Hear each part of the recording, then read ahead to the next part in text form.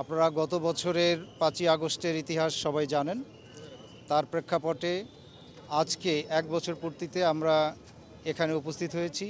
আজকের এই দিনে একটি বৈষম্যহীন বাংলাদেশ এবং ন্যায় বিচারমূলক একটি সমাজ প্রতিষ্ঠা করাই আমাদের লক্ষ্য। এই ছেলেরা যে জন্য বৈষম্যহীন বাংলাদেশের জন্য যে জন্য জীবন দিয়েছে, দেশটা যেন সেভাবেই পরিচালিত হয় এবং আমি আমার ছেলের জন্য দেশবাসীর কাছে দোয়া চাই।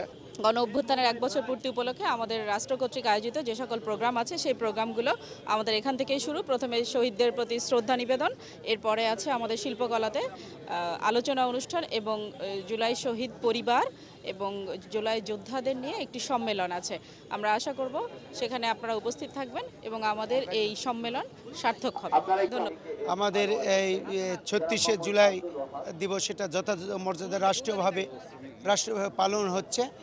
জনগণের স্বতঃস্ফূর্ত এবং যে বৈষম্যের শিকার হয়েছিল সেটাতে উত্তরণের উপায় এবং সুষ্ঠু সুন্দরভাবে দেশ পরিচালনায় চলে যাচ্ছে এবং গণতান্ত্রিক অগ্রধারায় পরিচালিত হবে আশাবাদ করে আমাদের প্রত্যাশা যে সমাজ বিনির্মাণের যে কার্যক্রম গ্রহণ করছে সরকার সেটা সুষ্ঠু সুন্দরভাবে চলছে, এটাই আমাদের প্রত্যাশা। আমাদের আজকে গণ অভ্যুত্থানের 1 বছর পূর্ণ হলো। এই দেশের প্রতি, দেশের জনগণের প্রতি, সরকারের প্রতি, আমাদের সবার প্রতি অনেক আশা ছিল, ভরসা ছিল। মোটামুটি অনেক জায়গাতে আমাদের আশা ভরসা পূর্ণ হলেও অনেক জায়গাতে সেটা পূরণ হয়নি। আমাদের মনে রাখতে হবে যে সরকারের থেকে আমাদের জনগণের দায়িত্ব বেশি, আমাদের প্রত্যাশা জনগণের কাছে বেশি।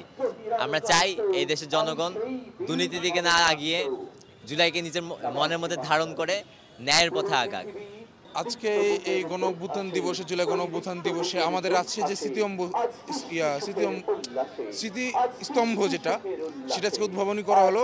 এখানে মোটামুটি রাজশাহীর প্রত্যেকটা সরকারি অধিদপ্তরের উপস্থিত আছেন এবং আমরা উপস্থিত আছি জুলাই যোদ্ধারা।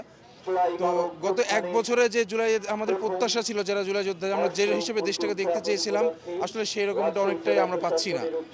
এখনো আমাদের দেশে প্রায় অনেক ক্ষেত্রেই এখনো অন্যায় অবিচার হয়ে যাচ্ছে। আমরা রক্ত দিয়েছিলাম, দেশকে স্বাধীন করেছিলাম হয়তো দুর্নীতিমুক্ত একটা দেশ দেখার জন্য, কিন্তু আসলে আমাদের পক্ষে সেটা সম্ভব হচ্ছে না। এখনো অনেক সেক্টরে, অনেক অধিদপ্তরে দুর্নীতি আছে এবং দুর্নীতি চলছে। আমাদের আশা খুব শীঘ্রই আমরা এই দুর্নীতিমুক্ত একটা দেশ গড়ে তুলব ইনশাআল্লাহ।